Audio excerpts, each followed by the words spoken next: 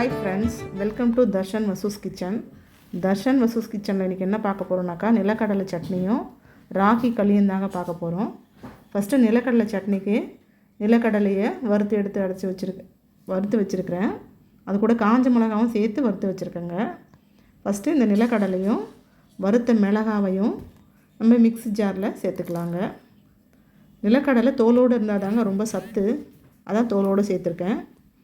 அப்புறம் 4 பல் பூண்டு, ஒரு துண்டு சின்ன இஞ்சியை குட்டி குட்டியாக நறுக்கி வச்சுருக்கேங்க. ஒரு 2 பீஸ் தேங்காய் அளவுக்கு துருகி வச்சுருக்குறேங்க.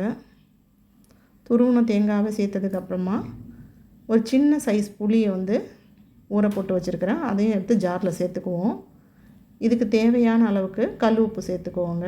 இப்போ நம்ம மிக்சியில் போட்டு இதை அரைச்சி எடுத்துன்னு வந்துடலாம். அரைச்சியாச்சுங்க.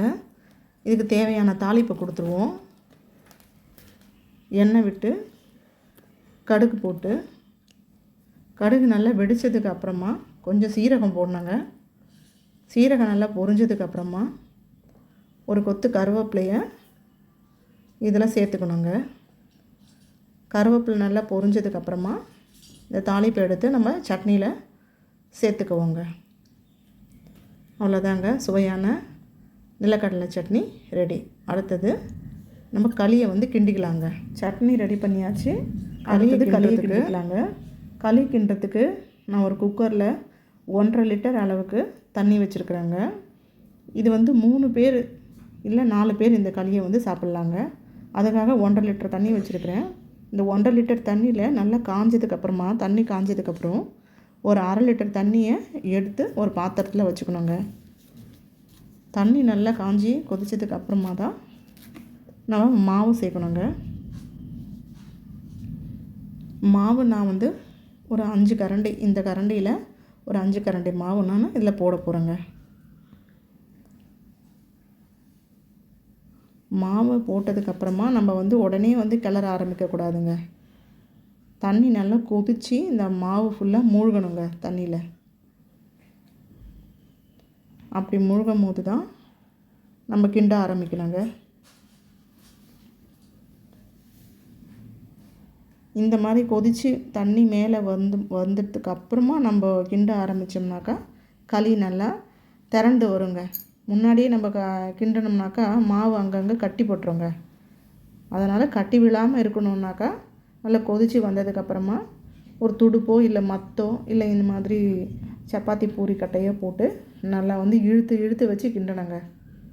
நல்லா இழுத்து கிண்டும் போது தான் அந்த பச்சை மாவெல்லாம், ஓரம் இருக்கிற பச்சை மாவு எல்லாமே நல்லா ஒன்று கலந்து ஒன்று போல் வெந்து வருங்க. இல்லைன்னா அங்கங்கே வெந்ததும் வேகாததுமாக நின்றுடுங்க.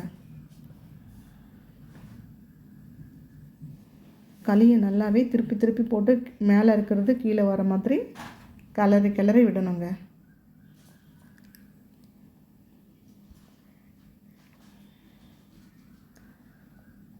களியை நல்லா இழுத்து கிண்டுனா தான் அந்த பதம் நல்லா வருங்க. இல்லைன்னா வேகாமல் நின்றுடுச்சுன்னா வயிறுக்கு கெட்டு போயிடுங்க.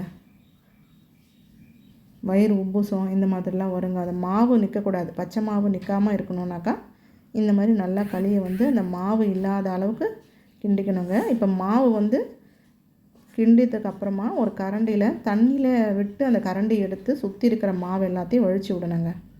தண்ணியில் பச்சை தண்ணி தாங்க எடுத்துக்கணும். அதுக்கு சுற்றி இருக்கிற களியெல்லாம் நடுப்பக்கத்துக்கு கொண்டு வழித்து விட்டுட்டோம்னாக்கா இப்போ நல்லா அந்த மாவு வேகணுங்க.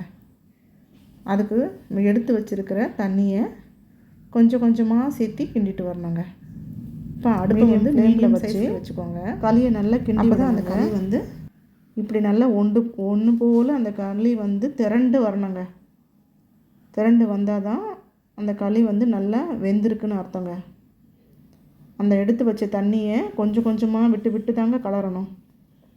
கலரிட்டே இருந்தோம்னாக்கா களி வெந்து வந்துடுங்க. இப்போ வெந்துருச்சான்னு பார்க்குறதுக்கு ஒரு பச்சை தண்ணியில் தொட்டு களி மேலே வச்சு தொட்டு பார்த்தோம்னாக்கா கையில் ஒட்டாதுங்க. ஒட்டாமல் இருந்தாலே களி வெந்துருச்சுன்னு அர்த்தம். இப்போ களியும் ரெடி. களிக்கு சைடிஷான நிலக்கடலை சட்னியும் ரெடிங்க. சூப்பரான நிலக்கடலை சட்னி, ராகி களி உடம்புக்கு ரொம்ப நல்லதுங்க. வாங்க, இந்த டிஷ் உங்களுக்கு பிடிச்சிருந்ததுன்னா ட்ரை பண்ணுங்கள். தர்ஷன் வசூஸ் கிச்சனுக்கு சப்ஸ்கிரைப் பண்ணிக்கோங்க. பாய்.